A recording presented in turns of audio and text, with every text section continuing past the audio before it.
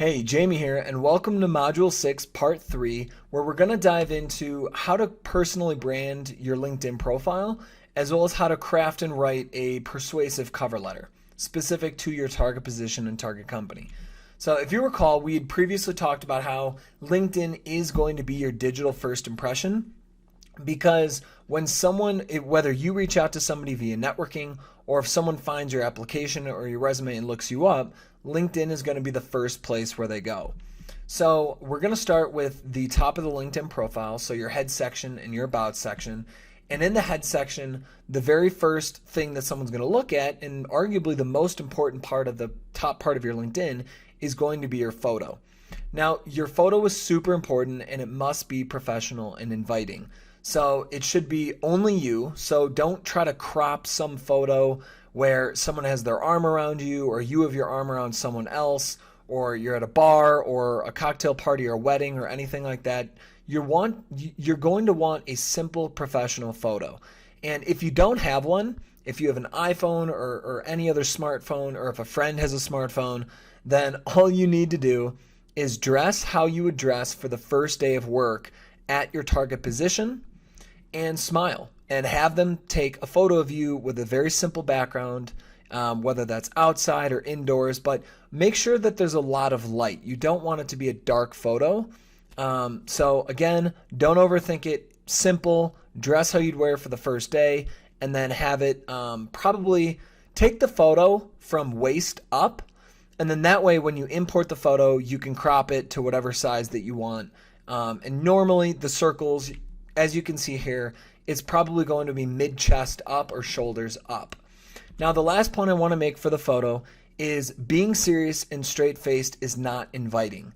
And really all it does is it makes nobody want to talk to you.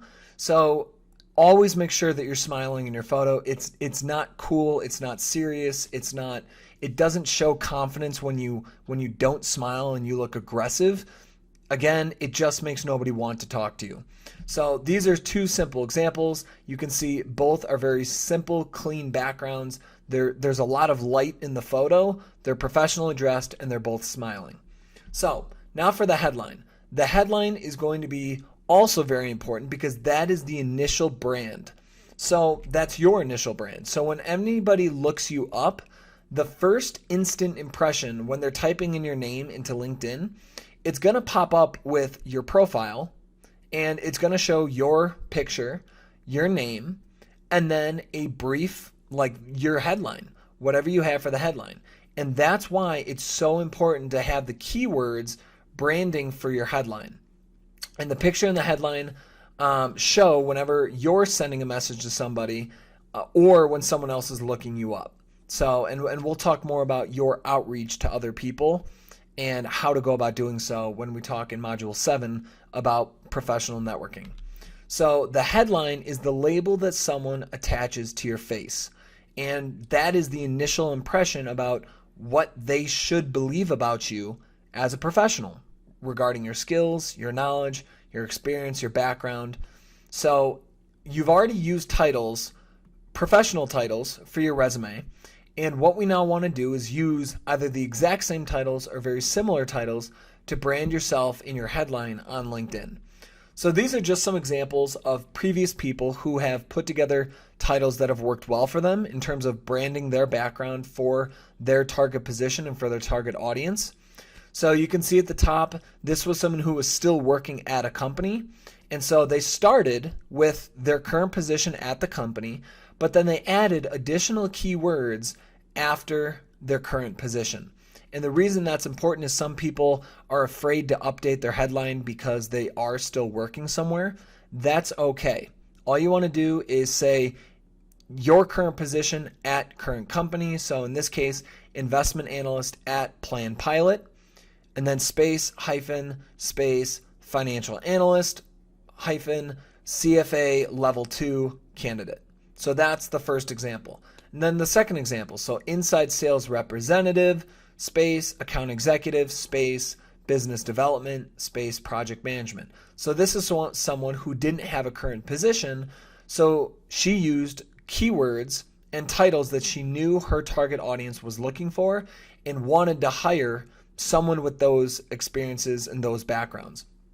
So third example, people analyst, a research analyst, project coordinator, people operations, human resources, technology, and psychology.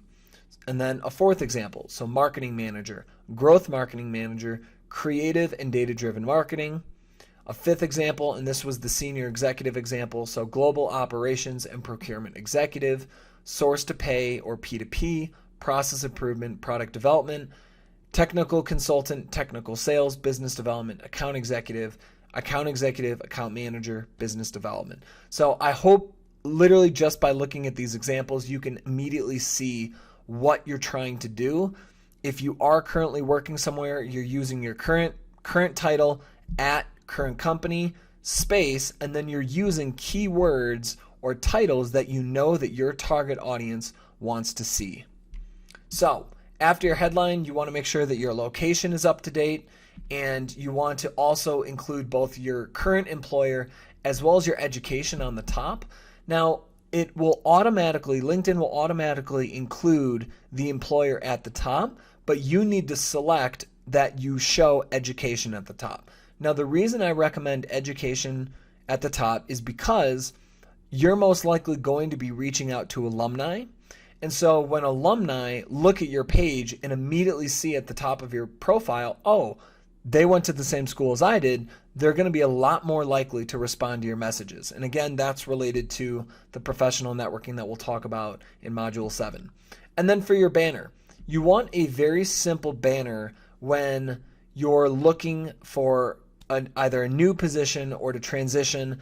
And the simplest ways that you can do a banner is use the current city that you're in. So in this case, on the top, this was someone who was located in Chicago. So she went on Google, typed in Chicago skyline pictures, and just found a nice photo of her city and used that as the banner. And on the bottom, this was a man who was going into data analytics. And so he wanted to find something that was very simple but relevant for data analytics. And so he found a background by typing data analytics backgrounds, and that actually popped up on Google, and he ended up using that as his banner. So both are super simple and they're relevant. And then in terms of what else you need to do for the header section, so you're going to want to click, you can see where it says click the pencil to edit. On your profile, you're going to want to click the pencil and then make sure that all of your information is updated. So your name, your headline, your current position, education, and then you can see where that check mark is, show education in my intro. You're going to want to make sure that that is turned on. So now there's going to be a little option or a little down arrow, and you're going to want to click that. And if you have premium, and you do not need premium for the professional networking, and I'll show you why you don't need premium. But if you do have premium, I do recommend turn on the open profile and turn on the premium profile badge. So again, not important. You don't need premium in order to do networking the way that I'm going to be showing you how to do networking. So now, once you've turned that on, if you do have premium, scroll down and then make sure you update your contact info. Now, some people are hesitant to put their email address or their phone number or their birthday. When you're trying to advance your career and you're networking with people and you know that people are going to be looking at your profile and maybe they need to get in touch with you, always make sure that you have all of your contact information in there for other people to find very easily. So always have your phone number and always have your email address, and I do recommend including your birthday. So now for your personal URL on LinkedIn. So LinkedIn will naturally give you a URL that is usually your first name dash last name dash, and then there's like 15 numbers or some crazy amount of numbers after your name. That makes it very difficult for somebody to manually type that in from your resume or your cover letter or anywhere else where you have it manually from that paper into their browser. So you do want to update it and make it very, very easy for them. So if you go to your profile page, at the very top right, it's going to say edit public profile and URL. So you're going to click that, and then it's going to bring you to your public profile settings. Now, again, in the top right, it says edit your custom URL. All you want to do is click that pencil and just make it as simple as possible. So ideally just first name, last name, or first name dash last name, or first name dash middle initial dash last name, or even, first name dash last name 1 or 2 or 3 or some super simple number. Again, it doesn't need to be creative. It should be just as easy and fail-proof as possible. So now for your about section. And this is the section that is most difficult for people to write because a lot of people don't know what to write about. So this is a fail-proof plan for you to follow in what to include in your about section. So it's written to position and brand you very similarly to your resume. So you're going to start with keyword positioning, and you can think of keyword positioning as using more keywords and titles that you know that your target audience is looking for. Then after that, similarly, you're going to have your hook statement, and then you're going to have 3 value propositions. You're then going to mention your mission, and that's optional, so not everybody wants to include their mission in there. But I always recommend including your interests, and then having your contact info and further keyword optimization. And so I'll show you some examples of what that looks like. So here's an example, and at the top you can see this is keyword positioning. So financial analysis and modeling, space, business analysis, space, data analysis, space, process improvement. So when he wrote this, he knew that these 4 were going to be very important keyword terms that were going to be searched by recruiters looking to fill his target position. So after he had the keyword positioning at the top, he then had his professional summary or his hook.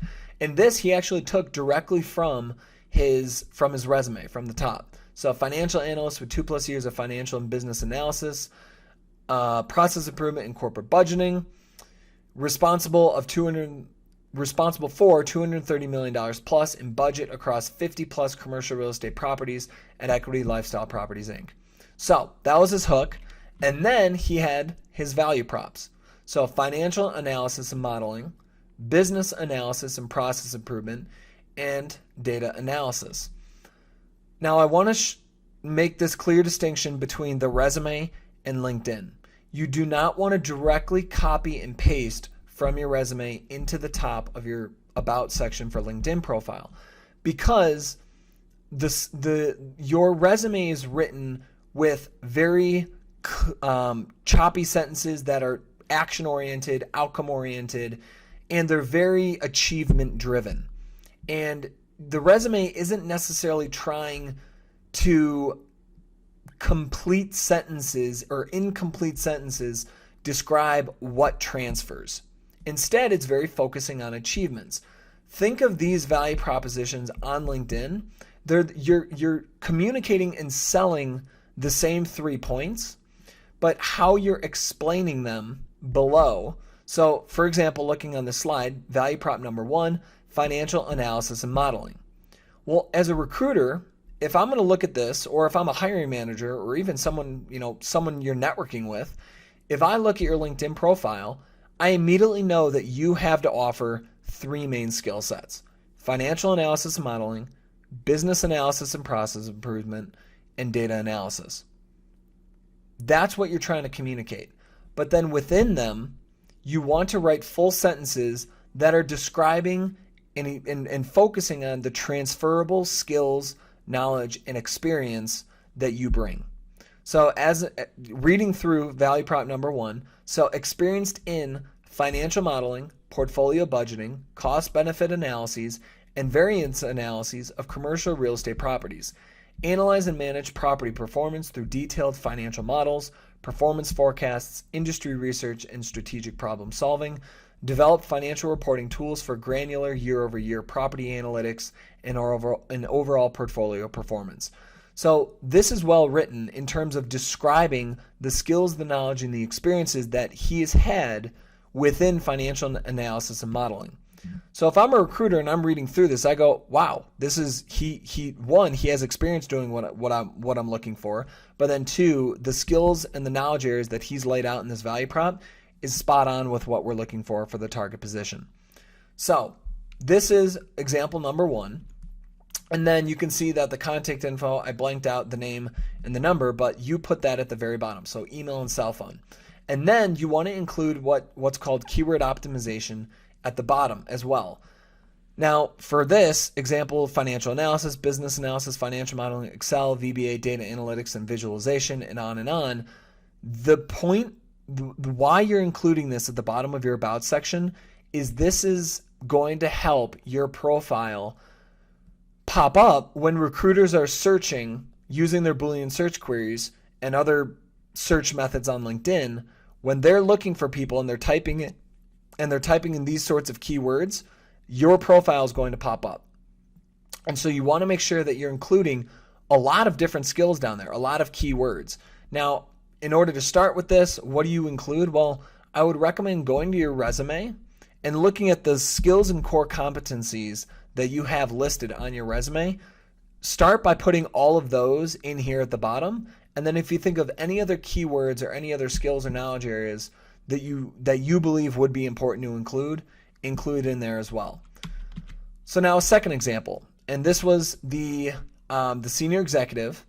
And so you can see, again, we use strategic positioning at the top. So operations, procurement, process improvement, change management, and product development. And then we included a professional summary.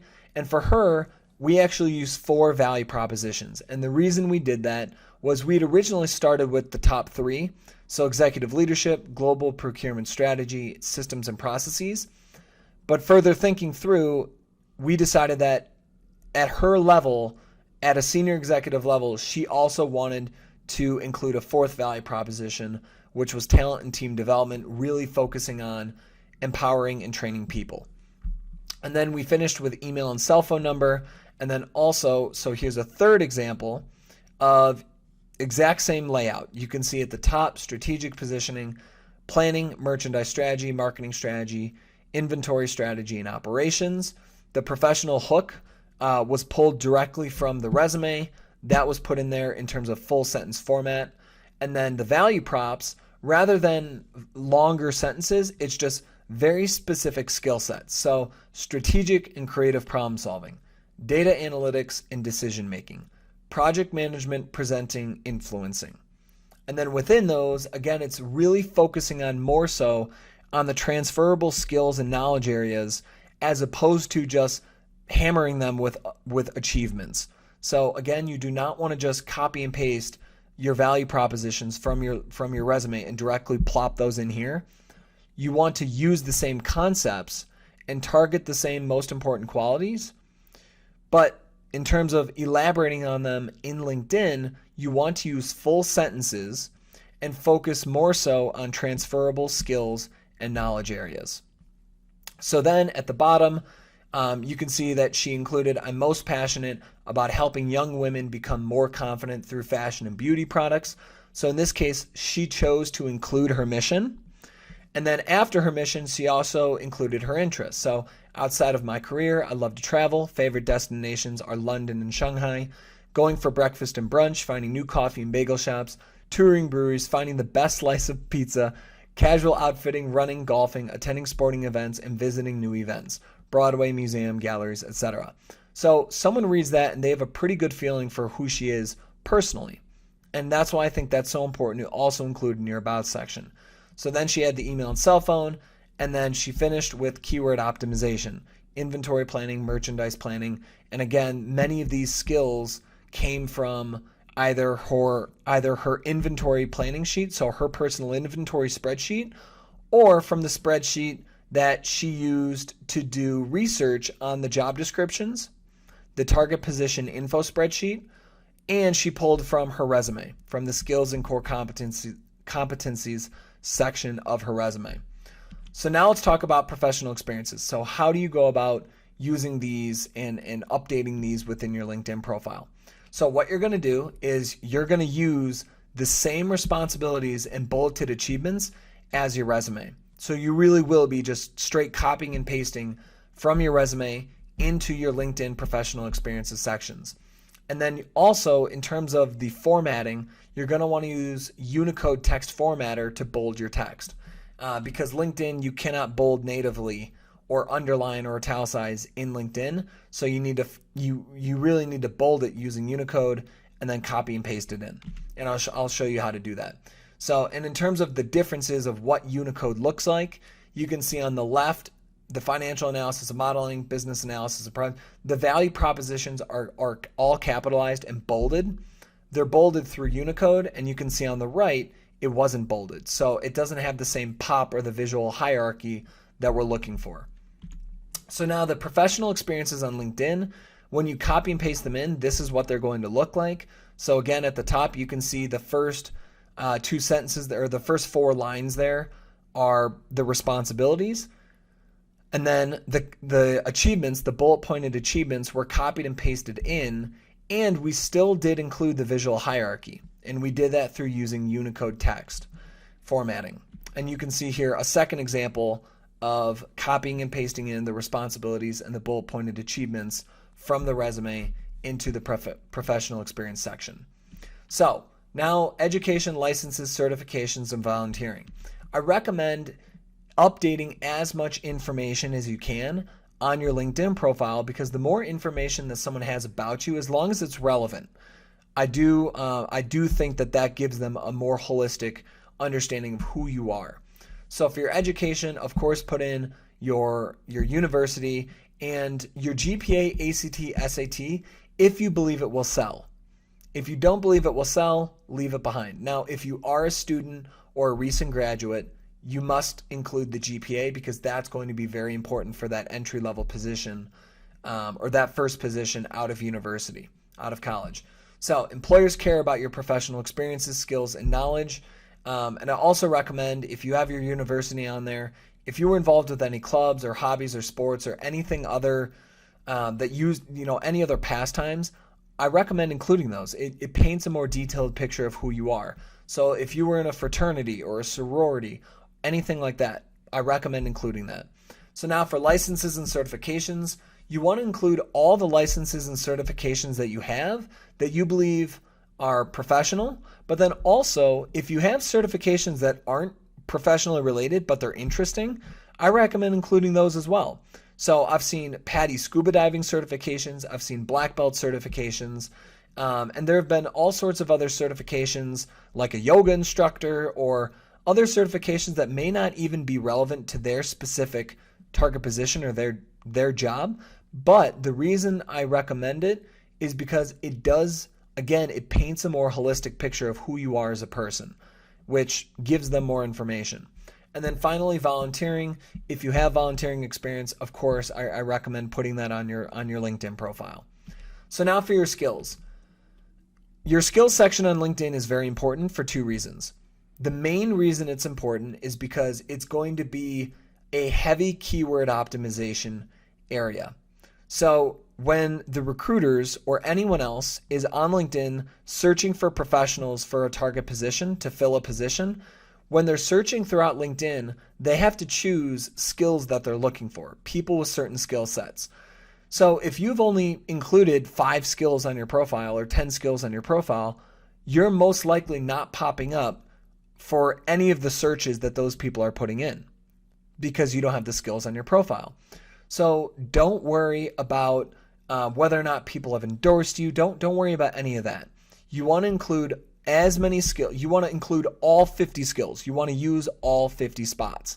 And you want to include the technical skills, the soft skills, and the knowledge areas that you know that your target audience is looking for. And you've already done the research. So you have different places to look for these.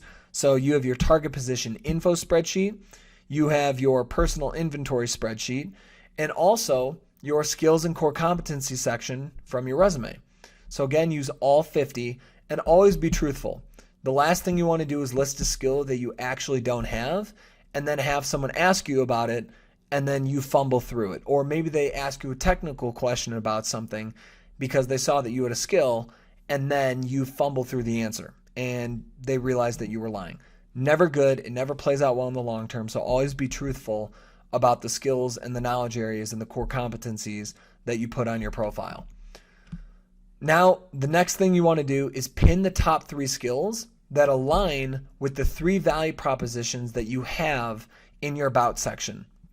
And again, what this is doing is this is reinforcing and further conditioning your audience that you have the three most important things that they're looking for, the three most important qualities. And the remaining 47 are going to be under your show more button. So what that looks like is, for example, here are three skills: leadership, coaching, and finance. When someone looks at the profile, so in this case, this is just my profile, for example, but if someone looked at my profile, if they just kept scrolling down and they hit the skills and endorsements section, it's only going to show three skills. Now, that's okay, because even though only three are showing, all of the other skills will still be popping up when someone is searching on LinkedIn. But if someone were to click the show more button, that's where the other 47 skills will pop up. So again, don't worry about endorsements. Just know that have you included the skills and the knowledge areas, the core competencies that you know that your target audience is searching for. And let's say that you have a skill that is completely irrelevant to your target position, but maybe you have 7 endorsements on it, or 15 endorsements, or 50 endorsements.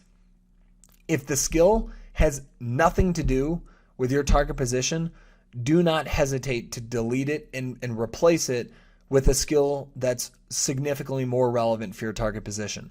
So do not be afraid to delete skills off of your profile in order to replace them with more relevant and skills that will pop up, definitely pop up more when recruiters are searching for them. And now finally you have your interests. So the interests are who are you actually following on LinkedIn, as well as the companies. So this is important for several reasons. One, companies want to know that you follow them. So if you're reaching out to a target company or a recruiter or someone within that company for professional networking, when they go to your profile, they're going to be able to see whether or not you follow their company. So always make sure that you're following your target companies and other industry leading companies. And then 2, you want to stay updated with high quality posts. So if you're following companies and influential people, you'll naturally have a lot of good high quality information being posted on your feed. And lastly, it's a source for good articles, posts, and other content that you can then share with your network. So you can either reshare or you can comment or like, but by engaging with content, what that's doing is that's going to consistently place you on the feeds of everyone else in your network. And it's going to say, you liked this content, or you supported this content, or you reshared this article. And then if you're going to reshare content, I always recommend including a very brief summary. So maybe 3 bullet points or 3 key takeaways that you pulled from the article. So then that way your network doesn't have to read through the whole article in order to get the meat of the content. So what that actually looks like on your profile is, if somebody scrolls all the way down to the bottom of your profile, it's going to say interests. And then if someone clicks see all, they can immediately see all the influencers that you're following, the people that you're following across the industry or companies. And then they can also see the companies that you follow, the groups and the schools that you follow or are part of. So in terms of recommendations that I have for you for who to follow or what to follow on LinkedIn, I think there's 4. So 1, you want to make sure that you're following all of your target companies. 2, you also want to follow companies that inspire you, even if they're not your target companies. And the reason for that is, again, you're going to get a lot of good, high quality information being posted on your LinkedIn feed from those companies. And then 3, follow leaders of your target companies. So I always recommend following the CEO of your target companies, following the chief operating officers, chief financial officers, chief investment officers, or in some cases, the CIOs, the chief information officer, the chief marketing officers, etc. And you can also think of this in terms of your target position. So let's say you're in marketing. Well, you should probably be following the marketing executive of your target company. If you're going into finance, you should probably be following the finance executive of your company. So, and then lastly is follow other well-known leaders who inspire you. So maybe these are your mentors that you had chosen in Module 3, or these could just be other industry leaders in the same industry or across different companies, competitor companies, etc.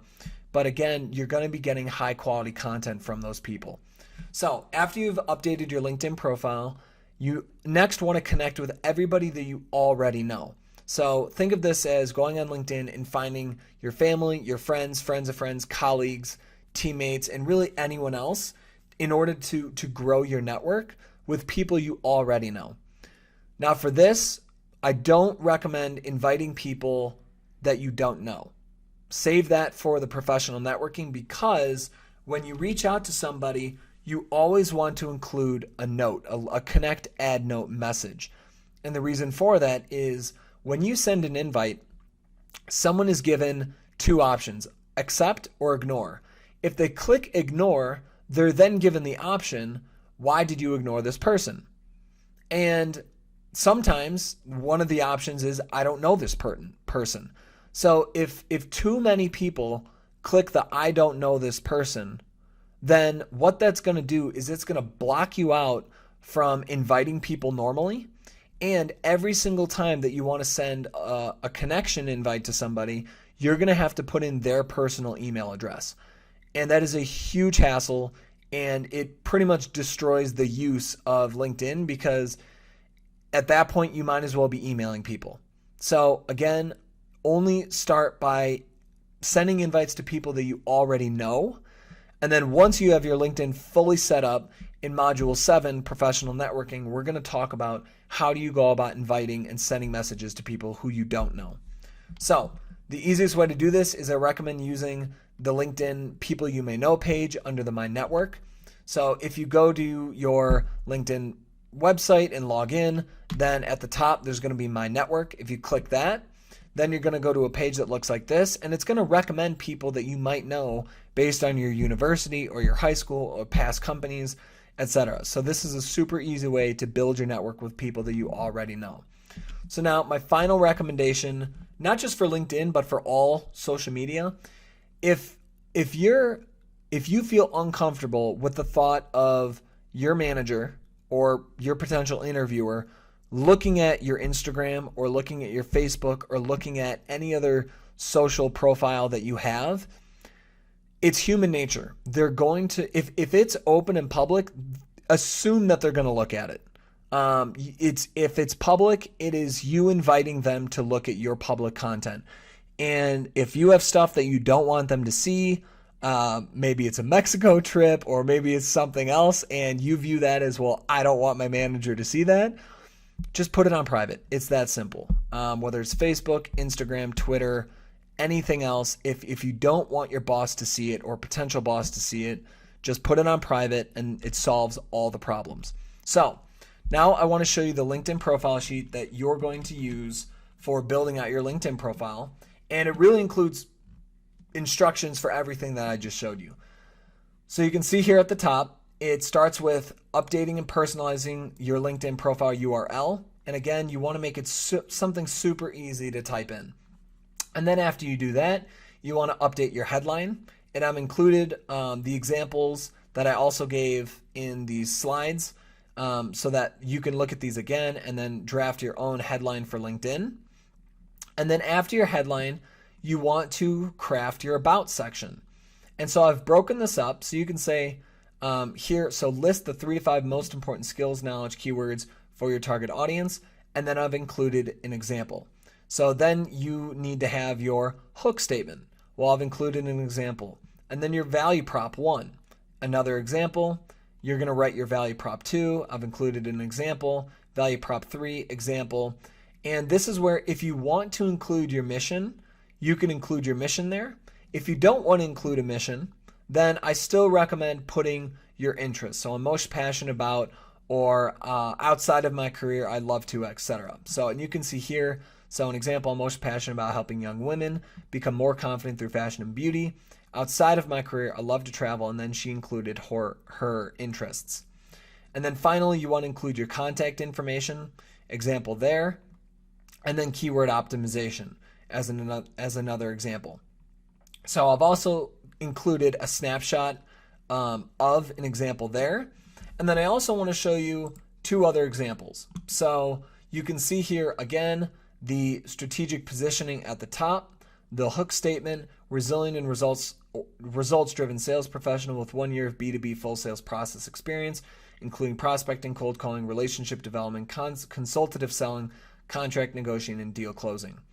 And then we had the 3 value propositions, and then we elaborated on all 3 value propositions about and specifically focusing on transferable skills and knowledge for the target position. So you can see here, so consultative selling and relationship development. Relationship-driven communicator with a confident executive presence over the phone and in person, have developed strong ethical influence skills focused on understanding customer needs, building trusted relationships, and serving customer needs by selling relevant product services, skilled in working with decision makers and gatekeepers. Notice that this is not jam-packed full of achievements. This is not directly copied and pasted from the top of his resume. And the reason for this is not trying to include achievements. This is really focused on communicating, this is what I bring to the table. These are my transferable skills and knowledge that if I were to sit across from you in an interview and describe why I believe I can add value in the position, in this target position, this is what he'd be focusing on for his first value prop. And then second value prop, cold calling and account management. And this one includes a little bit more statistics in terms of proving that he has done cold calling and account management. So experience in managing 120 plus customer accounts while achieving high outbound sales activity, averaging 80 plus phone calls and 45 plus emails per day. So he included those numbers there to prove that I know how to do this. I'm good at this. And then finally, CRM management process improvement. And again, focusing on transferable skills and knowledge. And then here, personally, I'm interested in health and fitness, Chicago entertainment. These are his interests. And then we had the contact details and then further keyword optimization at the bottom. And now a second example. So investment analysis, portfolio management, market research, client service, risk management. Again, strategic positioning here at the top. Then we had the hook at the top here. And then we had 3 value propositions. So portfolio management and investment analysis, financial modeling and data analysis, client service and communication. So I hope you're starting to see the pattern across all these different examples, that it's a very simple formula to follow for writing your about section, and it doesn't need to be super difficult. So this works very well. It's keyword optimized and it performs well on the platform, on LinkedIn. So also, next, going to let me go back to that LinkedIn profile worksheet. Okay, so now for the experience section, which I showed you, what we're going to be doing is copying and pasting directly from the resume. And so an example of how to do that, so if I scroll down here, you can see that I have the example for the professional experience. So this is ready to copy and paste directly into LinkedIn. So if I were to copy this and go to LinkedIn and paste this under one of the professional experiences, it would pop up with this type of formatting. It would look just like this in LinkedIn. Spaced out, the bullet points aren't crowded, and it has the Unicode text formatting. So how do you go about and use Unicode text formatting? So as an example, let's say that I had this written, so created a proprietary target. So proprietary target date fund, which outperformed 5 benchmark funds by 1.03% on average 2020 year to date. Okay, so how we go about Unicode text formatting this is you're just going to copy this. So copy, and then if you just Google Unicode text converter, or I've also included the links right here. So these are all 3 different sources of Unicode text converters. So I went there, and then I just click on this top one, and then it's going to pop up with this website. So all you need to do is paste, click show, and then it's going to pop up with all these different types of formatting. So what I recommend is something very simple, very clean. So math sans bold. You could just copy this, copy, and then go back to here, and then if I were to paste over this, you can now see that this is Unicode text formatted. So again, you can see that this is different than bolding, because if I just bolded this, you can see it looks slightly different. So that's how you go about Unicode text formatting something. So not only are you going to Unicode text format the bullet points just like you have it on your resume, but then also for these top parts of your about section for LinkedIn, the value propositions, you want to Unicode text format those 3 main titles as well. Okay, so that's that part, so the experience section. And then for your skills section, you're going to want to draft what are the 50 skills that I'm going to want to include. And I recommend just planning them here first. And then once you have them planned here, then you can just open up your LinkedIn and immediately start popping them in and deleting any other skills that are irrelevant for your target position. So reference your target position info spreadsheet, reference your personal inventory spreadsheet, and then also reference your resume with the skills and core competencies section. And then I've included here at the bottom, again, those 4 areas for who to follow and what to follow on LinkedIn. So target companies, the companies that inspire you, the leaders of target companies, and then other well-known leaders. And then I've also included some final reminders for the LinkedIn. Okay, so that's your LinkedIn profile. And now what I want to talk about is let's dive into the cover letter. So in total, you have 3 primary written marketing tools. That's going to be your LinkedIn profile.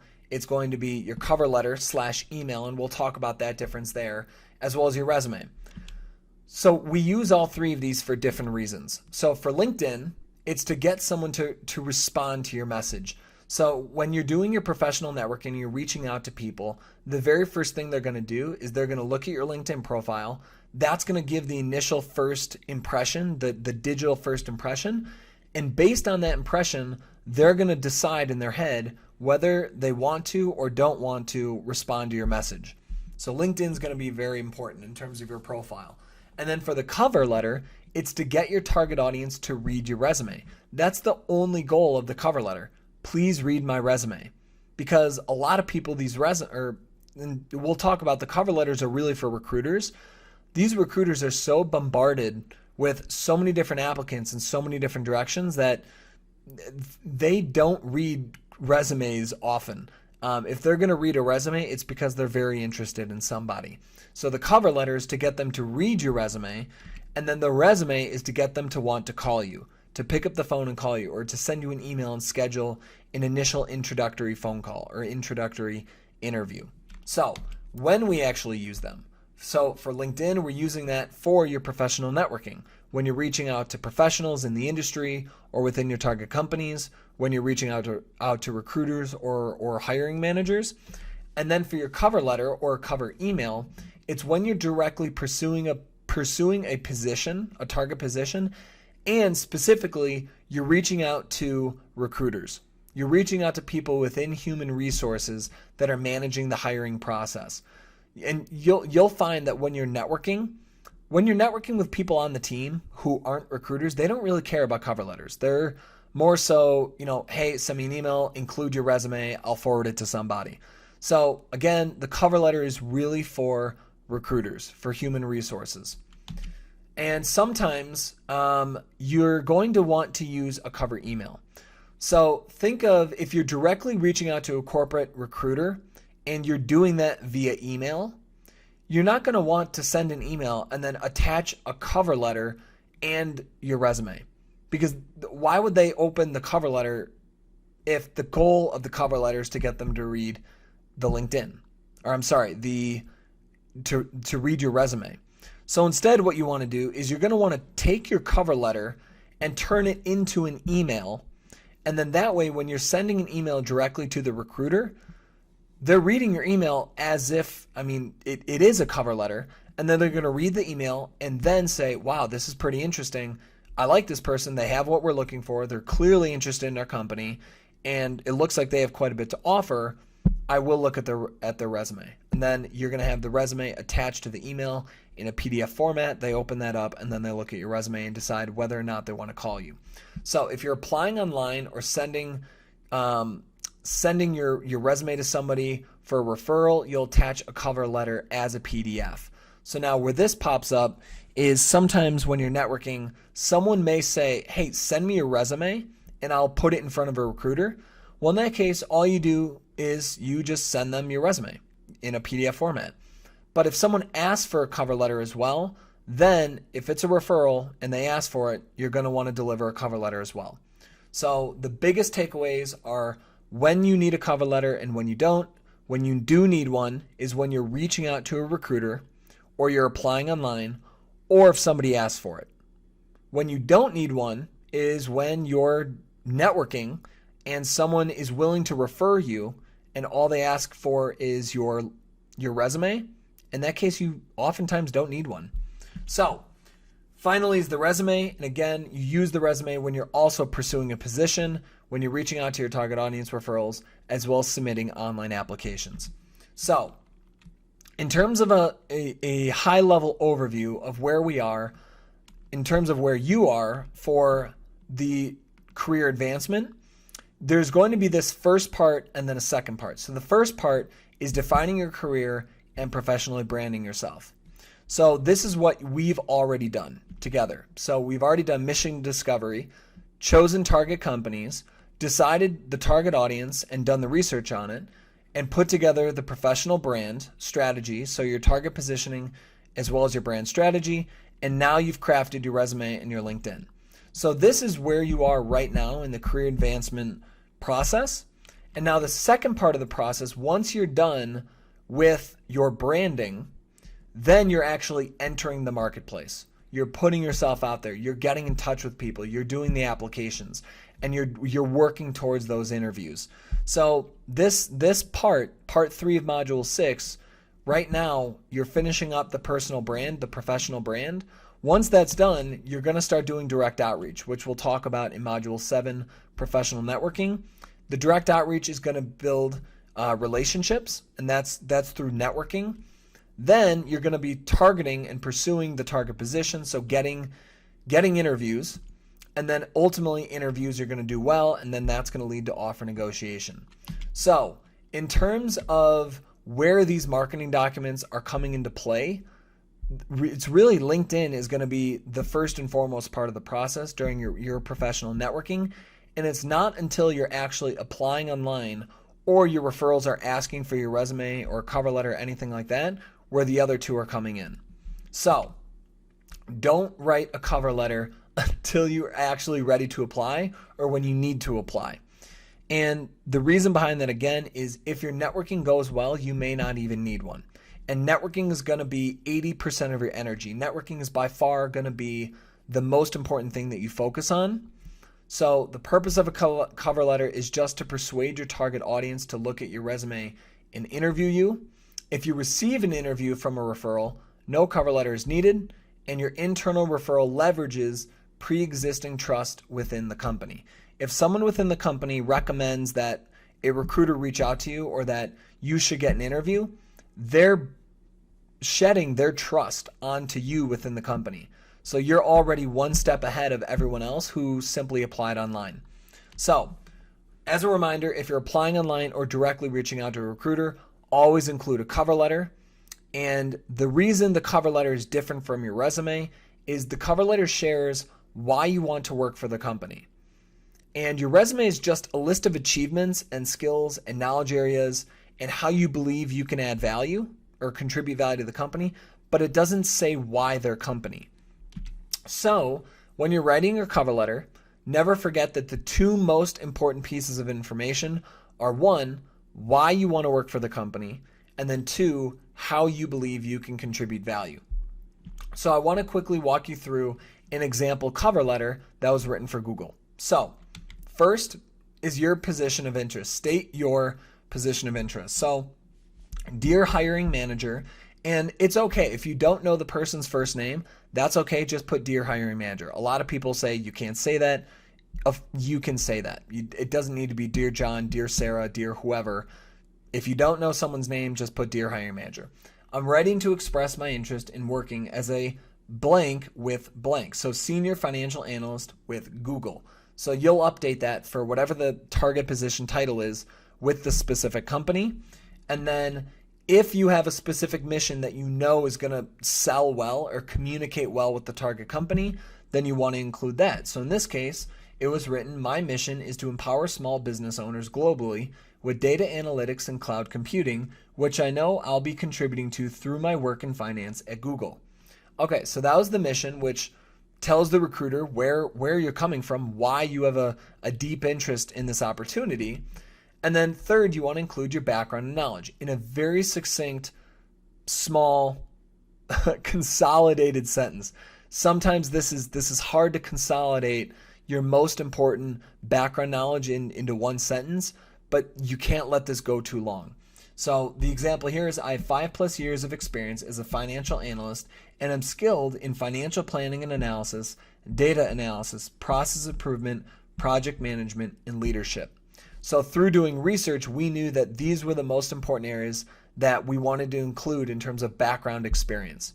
So now the next part is focusing on why you're specifically interested in them, in their company. So I'm interested in contributing to your team at Google for 2 reasons. 1, Google's products and services directly align with my mission to empower small business owners. I'm dedicating my career to improving data analysis capabilities, data-driven insights, and cloud computing for small business owners globally.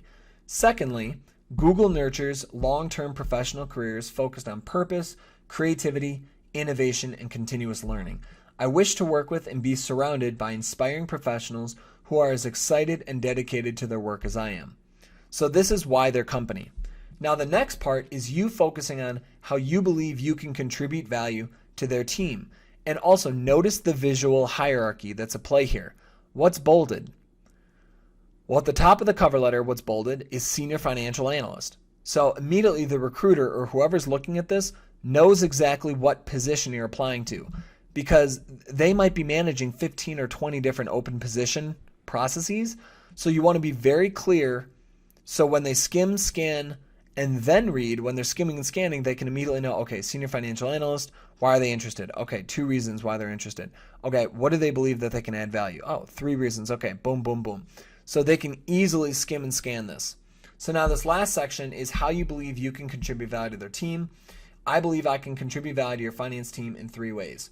1, 5+ years of experience as a financial analyst. 2, data-driven insights and software knowledge.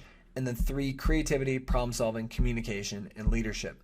Now also notice these bottom 3 value propositions, which really is what these are again, these should be in line with the value propositions from your resume as well as your LinkedIn profile. I mean, these are the 3 selling points that, again, you're focusing explicitly on the 3 most important qualities that you know that your target audience is looking for. But also notice, similar to LinkedIn, you're not including the achievements from your resume. What you're focusing on is the transferable skills and knowledge, because you don't want to restate the exact same things on your cover letter as you have on your resume. So if we read these, you can see the examples. So 5+ years of experience as a financial analyst. I have an entrepreneurial spirit and bring diverse experience to the team, including financial skills, data analytics, process improvement, business analysis, market research, and strategic decision making. Those are all transferable skill sets for the target position. Secondly, data-driven insights and software knowledge. I'm well-versed and skilled in data analytics tools, including Google Cloud, Power BI, Tableau, and Excel.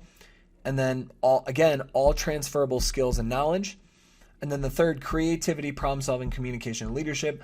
I use root cause analysis, first principles thinking, and additional frameworks for generating solutions and innovative ideas.